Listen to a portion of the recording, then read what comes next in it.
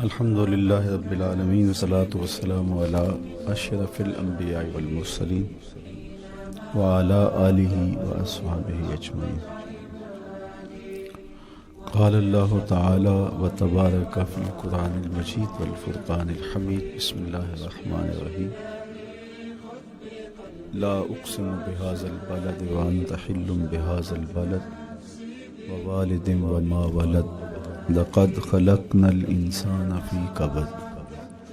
صدق اللہ مولانا العظیم وصدق رسولہ النبی الکریم الرؤوف الرحیم۔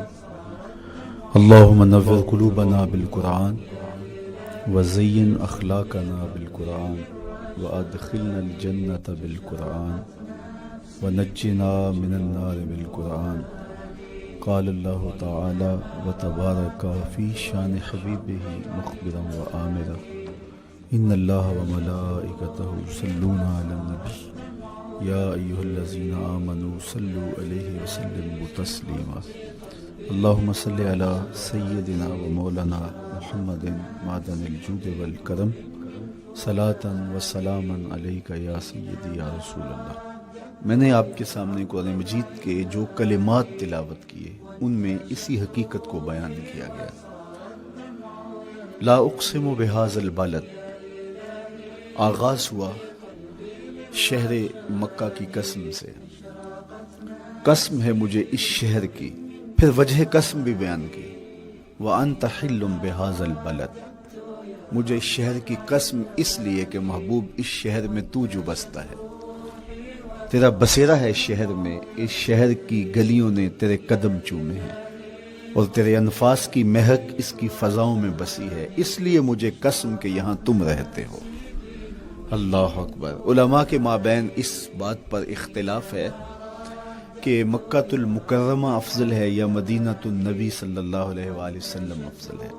ایک علمی اختلاف ہے، بعض نے کہا مکہ المکرمہ افضل ہے، دلائل دیے، بڑا وزن ہے دلائل میں۔ بعض نے کہا مدینہ رسول صلی اللہ علیہ وآلہ وسلم افضل ہے، دلائل دیے، بڑا زور ہے دلائل میں۔ لیکن شیخ عبدالحق محدث دہلوی علیہ رحمہ اسی آیت سے روشنی لے کر کے لکھتے ہیں کہ جب حضور مکے میں تھے تو مکہ افضل تھا، جب مدینے آ گئے تو مدینہ افضل ہو گیا۔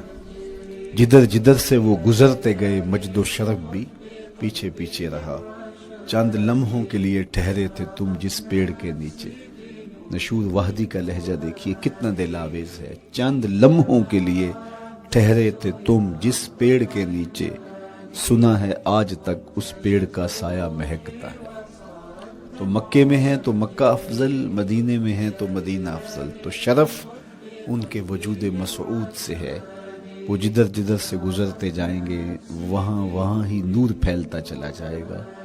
اور پیر نصیر الدین علیہ رحمہ کا لہجہ یہاں کتنا خوبصورت دکھائی دیتا ہے۔ ایک بار وہ جدھر سے گزرے ہیں نصیر، ایک بار وہ جدھر سے گزرے ہیں نصیر، بار بار ادھر سے بہار گزری ہے۔ تو کہا کہ قسم ہے مجھے اس شہر کی، یعنی شہر مکہ کی۔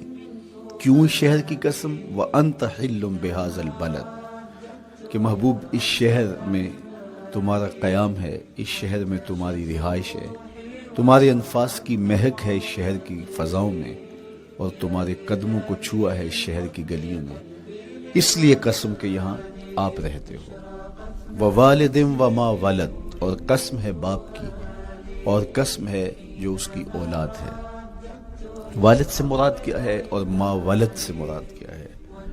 تو اس کے بارے میں ایک قول یہ ہے کہ والد سے مراد حضرت ابراہیم علیہ السلام ہے، اور ما ولد سے مراد حضور علیہ السلام جو ان کے فرزند ہیں۔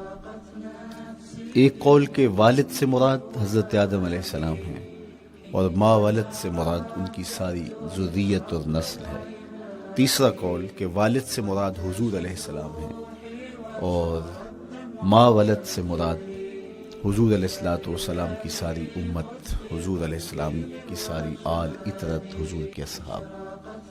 لیکن علماء نے پہلے قول کو ترجیح دی کہ مکہ المکرمہ کی قسم کی گئی تو پھر مناسبت بنتی ہے کہ حضرت ابراہیم کا ذکر بھی ہو، تو اس لیے والد سے مراد حضرت ابراہیم ہیں، اور ما ولد سے مراد حضور علیہ الصلوۃ والسلام کی ذات ستودہ صفات ہے۔ تو تین چیزیں ہوئیں جن کی قسم کی گئی۔ سب سے پہلے شہر مکہ کی قسم کی گئی، پھر حضرت ابراہیم علیہ السلام کی قسم کی گئی، اس کے بعد حضور علیہ الصلوۃ والسلام کے مبارک وجود کی قسم کی گئی۔ تین قسمیں کر کے کہا کیا گیا، چونکہ جو خالی ذہن شخص ہو، جب اس کو کوئی بات بیان کی جائے تو قسم سے آغاز نہیں کیا جاتا۔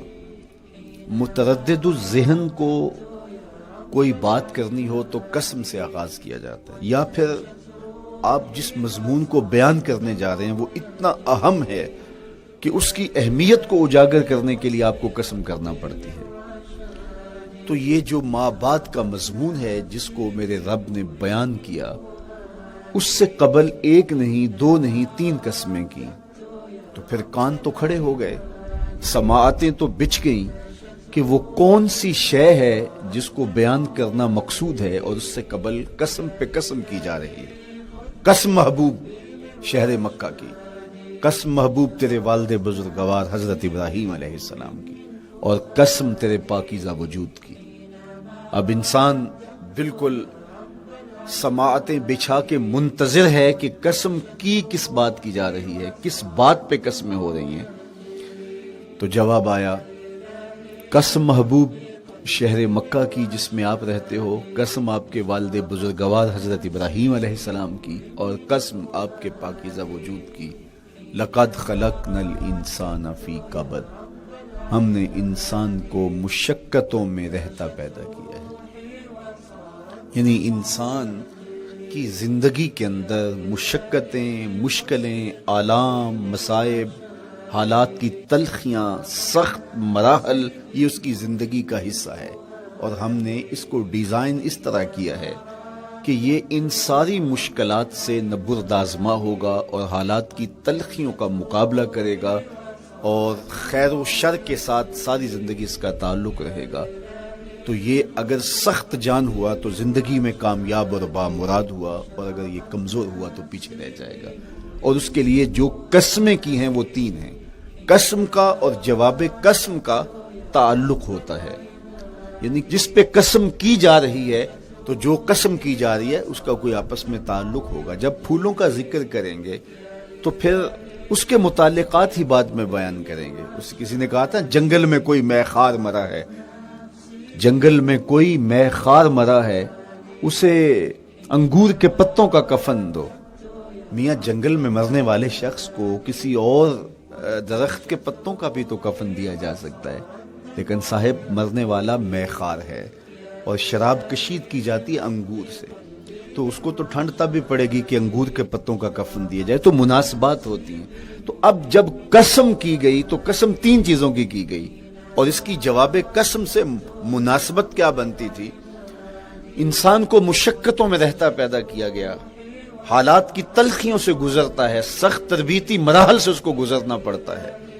تو اس چیز کو بیان کرنے سے قبل تین قسمیں کی گئی۔ پہلی قسم میرے حضور کے پاکیزہ شہر کی، مکہ المکرمہ کی، اس لیے کہ مکہ المکرمہ میں دیکھ لیجئے کہ صحابہ اور حضور کے ماننے والوں نے کیسے تلخ زندگی کاٹی۔ شجر اسلام ثمر بار ہوا تو ہمیں تو یہ کھلے ہوئے پھول دکھائی دیتے ہیں، لیکن ہم نہیں بھول سکتے کہ بلال حبشی کی پیٹھ پہ کیسے کوڑے برسے اور احد احد کیسے پکارتے رہے۔ تو ہم اس منظر کو دیکھیں، مکہ کے ان حالات کو دیکھیں، تو اس لیے قسم کی مکے کی، اور پھر حضرت ابراہیم علیہ السلام کی قسم کی، چونکہ حضرت ابراہیم نے جس قدر اذیتوں سے گزر کر کے، مصائب آلام کا سامنا کر کے، حالات کی تلخیوں کا مقابلہ کر کے اپنا راستہ بنایا اور اپنے رب کی رضا پائی، وہ تاریخ کا ایک انوکھا باب ہے۔ اس سے بڑھ کر کیا ہوگا کہ جلتی ہوئی آگ میں چھلانگ لگا دی رب کے حکم کی تعمیل میں، بیٹے کی گردن پہ چھری رکھ دی۔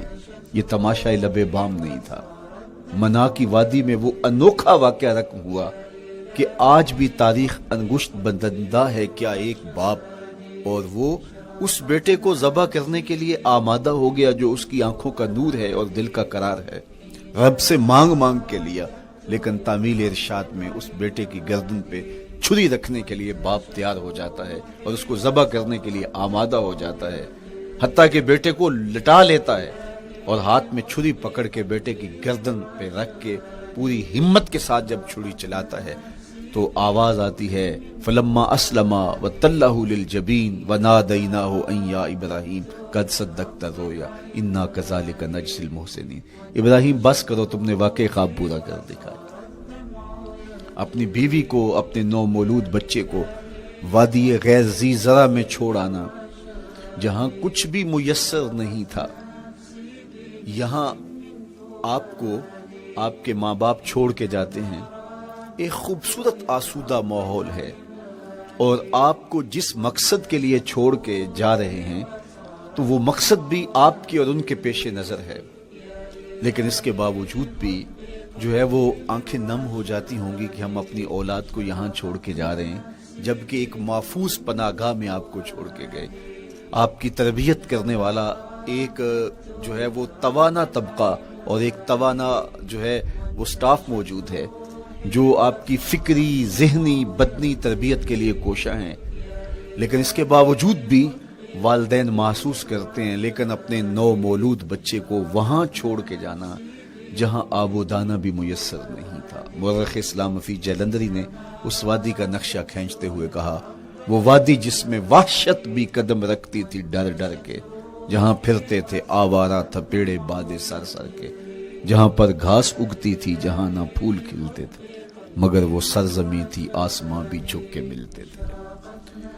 تو اس وادی میں چھوڑ کے آنا، حضرت ابراہیم نے جو امتحانات دیے، اس لیے ان کی قسم کی، چونکہ جواب قسم کا تعلق بنتا ہے تو قسم ابراہیم کے پاکیزہ وجود کی کہ جنہوں نے دکھ سہے، تکالیف آلام گوارا کی، لیکن پائے سوات میں لغزش نہیں آنے دی۔ تیسری قسم میرے حضور کے پاکیزہ وجود کی فرمایا جتنے دکھ مجھے دیے گئے، جتنی اذیتیں مجھے پہنچائی گئیں، اتنی کسی کو نہیں دی گئیں۔ پیدا ہوئے تو حضور کے باپ کا سایہ سر پہ نہیں تھا، پھر اس کے بعد حضور مختلف مراحل سے گزرے۔ 6 سال کی عمر میں ماں کا انتقال ہو گیا۔ جب راہ حق میں لوگوں کو دعوت رشد و ہدایت دینے نکلے تو جو لوگوں کے رویے تھے اور جو اذیتیں لوگوں نے پہنچائیں وہ ایک الگ باب ہے۔ مکے کی گلیوں سے لے کے طائف کے بازاروں تک جن اذیتوں سے میرے حضور گزرے، ام المومنین سیدہ عائشہ رضی اللہ تعالیٰ عنہ فرماتی ہیں ایک دن حضور کی بارگاہ میں حاضری تھی تو ہم نے عرض کیا حضور کیا احد کے دن سے سخت دن بھی زندگی میں کبھی گزرا ہے؟ صحابہ کی نظر میں اس دن سے سخت دن کبھی زندگی میں نہیں آیا، اس لیے کہ جب 70 صحابہ کی لاشیں پڑی تھیں، حضور کے چچا حضرت امیر حمزہ شہید کر دیے گئے، اور نہ صرف انہیں شہید کیا گیا، ان کا مسئلہ کیا گیا، اعضائے بدنیاں کاٹ دیے گئے، ناک کاٹ لی گئی، زبان کاٹ لی گئی، بدن چیر کے کلیجہ نکالا گیا، اور پھر اعضاء کا ہار پرویا گیا، اور ہندا نے گلے میں ڈال کے رقص کیا، آنکھوں میں نیزے چبھوئے گئے۔ تو یہ دردناک دن تھا۔ تو حضور کے سر انور پہ سفید رنگ کی پٹی بندھی تھی اور چشمان رحمت میں آنسو تھے، اور بار بار فرماتے تھے ما فعل امی، میرے چچا کی کہانی سنا۔ تو یہ دردناک دن تھا جو صحابہ نے اپنی آنکھوں سے دیکھا۔ تو انہوں نے کہا حضور کیا احد کے دن سے سخت دن بھی کبھی زندگی میں آیا؟ ان کا خیال تھا کہ حضور فرمائیں گے ہاں یہ میرا زندگی کا مشکل ترین اور سخت ترین دن تھا، لیکن حضور نے فرمایا ہاں عائشہ، جب طائف کے بازاروں میں تیری قوم نے مجھے پتھر مارے تو یہ دن احد کے دن سے بھی سخت تھا۔ حضور ان کے 3 سرداروں کے پاس پیغام حق لے کے گئے، لیکن انہوں نے آگے سے جو رویہ اختیار کیا وہ اتنا اذیت ناک تھا۔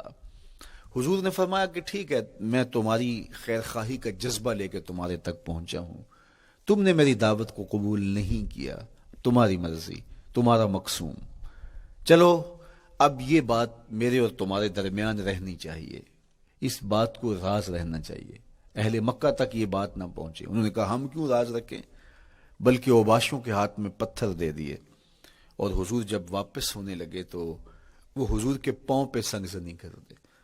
حضور اپنا ایک پاؤں اٹھاتے تو دوسرے پاؤں پہ مارتے، شدت درد اور احساس کرب سے حضور بیٹھ جاتے تو ان کے غنڈے دائیں بائیں سے بڑھتے اور کندھوں سے پکڑ کے حضور کو اٹھاتے اور مشق سنگزنی کرتے۔ نالین خون سے بھر گئے، لخت لخت زخمی ہوا۔ اللہ اکبر، کیا دردناک لمحے تھے، کیا تکلیف بری گھڑیاں تھی. تو کہا کہ جب طائف کے بازاروں میں تیری قوم نے مجھے پتھر مارے تو یہ دن احد کے دن سے بھی سخت تھا. اچھا، جب حضور پر اس طرح آلام و مصائب ٹوٹ پڑے تو حضور کے ساتھ جو صحابہ تھے انہوں نے کہا حضور ان کے لیے بد دعا کر دیجئے. تو میرے حضور بولے میں رحمت بن کے آیا ہوں، میں رحمت بن کے آیا ہوں. اللہ اکبر. ان کا تقاضا پہم بڑا تو حضور کے ہاتھ اٹھ گئے، اور پھر حضور نے جو کہا سنیے، اللہم اہد قومی فإنہم لا یعقلون. اے اللہ میری قوم کو ہدایت دے دے، یہ مجھے جانتے نہیں، اگر جانتے تو ان کا میرے ساتھ یہ رویہ نہ ہوتا. تو پتھروں کے جواب میں دعائیں دینا پیغمبروں کا حوصلہ ہوتا ہے. اللہ اکبر. مورخ اسلام فی جلندری نے کیا خوبصورت پیرائے میں نقشہ کھینچا کہ حضور ہاتھ اٹھا کے دعا مانگ رہے ہیں، الہی کرم کر کو سارے طائف کے مکینوں پر، الہی پھول برسا ان پتھروں والی زمینوں پر. تو حضور نے دکھ سہے، تکلیفیں سہی. اب 3 قسمیں کی.